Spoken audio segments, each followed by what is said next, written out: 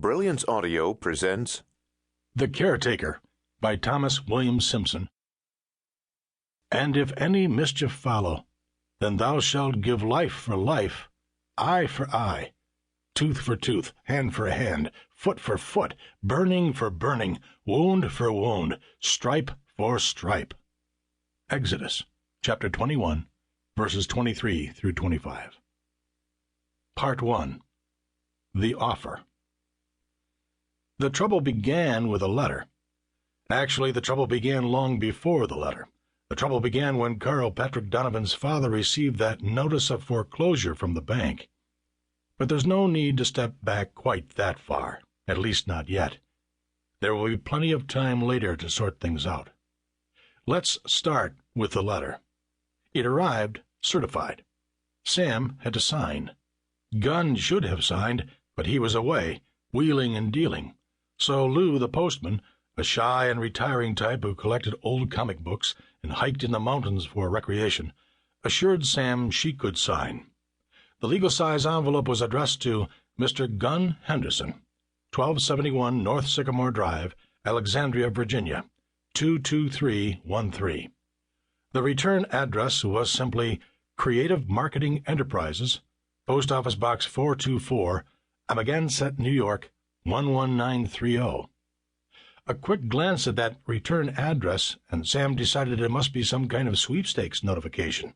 A free romantic weekend for two at Leisure Village in the Poconos. Some marketing nonsense like that.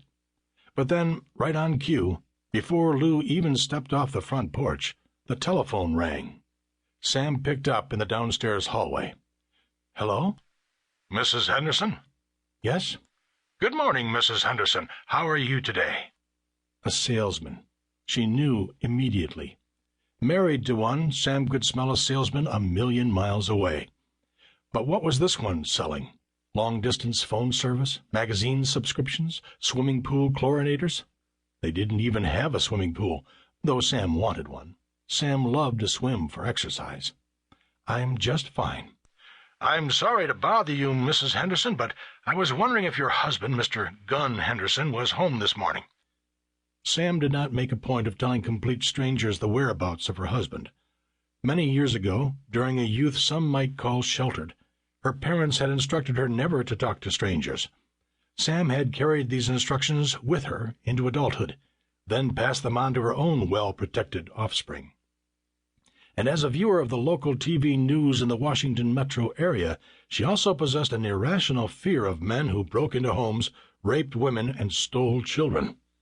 This fear was one of the ways Gunn justified the presence of loaded guns in the house. Protection from the riffraff. Gunn had quite a collection. Handguns, shotguns, various types of hunting rifles. "May I ask," Sam asked, "who's calling?" "Ron Johnson, from Creative Marketing Enterprises." Sam took another look at the certified letter still in her hand. A slight furrow creased her brow. "Yes, Mr. Johnson, what can I do for you this morning?" "I'm sorry to bother you, Mrs. Henderson. We were just calling to inquire if your husband had received a certified letter recently sent to him by Creative Marketing Enterprises." "I see." "Would you know if that letter had arrived?" Sam had the distinct feeling Mr. Johnson already knew the answer to his inquiry. She glanced for a third time at the envelope. There was nothing special about it, just a plain white envelope, simple lettering denoting the sender, Gunn's name and address typed neatly across the center. She felt the weight. It seemed practically empty, as though it might contain nothing at all, a single sheet of twice-folded paper at the most. "Yes," she answered. "Your letter arrived." Sam glanced out the window, thinking she might just see Mr. Ron Johnson sitting in his company's Chevy at the end of the driveway, talking to her on his cellular phone. But no one was out there except for Lou, slowly making his way across the quiet suburban street to the home of Glenda and Brian Young. Glenda had recently filed for divorce. Emotional abuse. But that's another story. "Excellent," said Mr. Ron Johnson. "I'm very glad to hear that." He sounded genuinely pleased.